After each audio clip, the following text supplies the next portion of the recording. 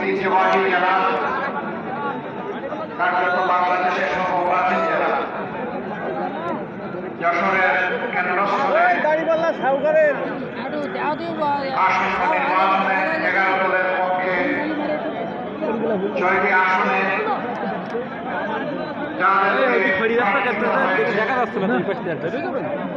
তাদের সমর্থনে এবং জনগণের সমর্থনে আয়োজিত জনসভার সম্মানিত সভাপতি, মঞ্চে বসা বাংলাদেশ জামাত ইসলামী সহ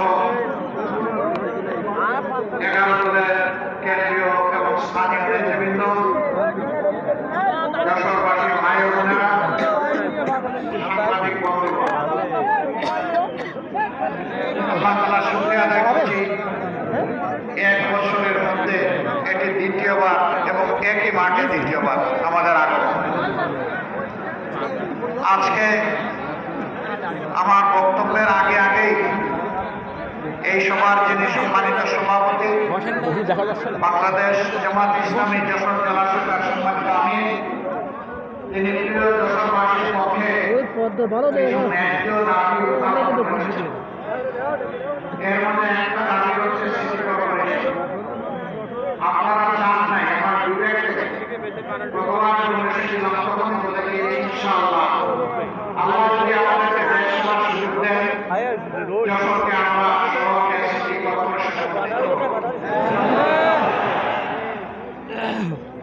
প্রিয় যশোরবাসী, মেডিকেল কলেজ, সদর হাসপাতাল, জলাবদ্ধতা, ভৌত অবকাঠামো, যোগাযোগ ব্যবস্থা, এই সমস্ত বিষয়ে বালু উত্থাপিত হয়েছে।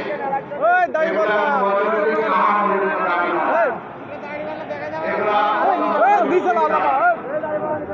আমরা দিদিরা আমাদের প্রতি হচ্ছে দায়িত্ব।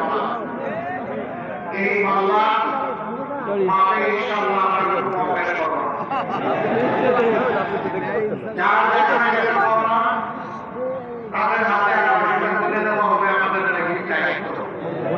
যদি আল্লাহ তাআলা আনুষ্ঠানিক ফয়সালার মাধ্যমে এই জমিনে মানুষদের খেদমত করার সুযোগ আমাদেরকে দান করেন, সেই সুযোগটা আসবে জনগণের হাত দিয়ে। মুসিলাটা হচ্ছে জনগণের হাত 12 তারিখে। আপনারা ইতিমধ্যে লক্ষ্য করেছেন, দুটি ভোট সামনে রেখে 12 তারিখ আমাদের খুব কাছাকাছি চলে আসছে।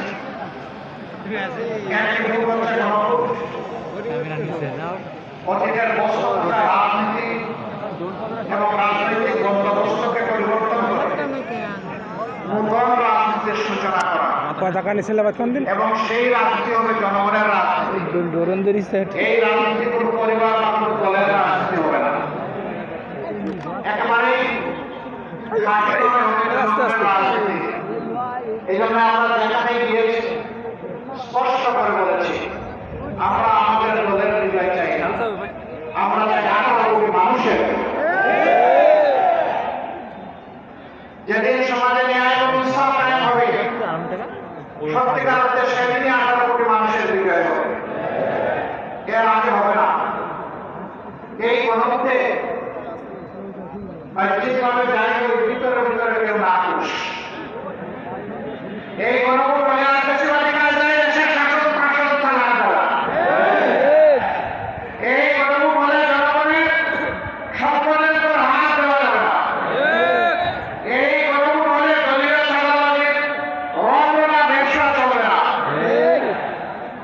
এই জন্য কেউ কেউ গণভোটে সন্তুষ্ট না, কিন্তু মুখ খুলে বলতে পারছে না, কারণ 18 কোটি মানুষ গণভোটের রায়ের পক্ষে। 18 কোটি মানুষ এখন পরিবর্তন দেখতে চায়, করোনা ব্যবস্থায় আর ফিরে যেতে চায় না। গণভোটে হাত মানেই হচ্ছে আজাদি, গণভোটের নাম তার মানে হচ্ছে গুলামি। গুলামি না আজাদি, গুলামি না আজাদি। ইনশাআল্লাহ 12 তারিখ প্রথম ভোটটা পড়বে হাত চিহ্নে ইনশাআল্লাহ।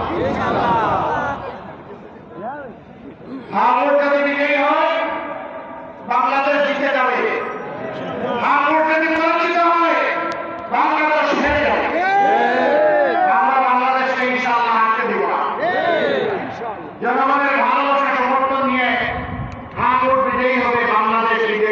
ইনশাআল্লাহ। দ্বিতীয় মুহূর্তে আছে সরকার গঠনের জন্য সমর্থন জানানো। হার ও বিজয়ী যদি না হয় কোন সরকার গঠন করে কোনো লাভ হবে না। আগে বৃত্তি হচ্ছে হার উঠছে, এরপরে কাছে গেল পরিষ্কার। আমাদের মধ্যে অবশ্যই নিজেদের কর্মের প্রতিযোগিতা হবে।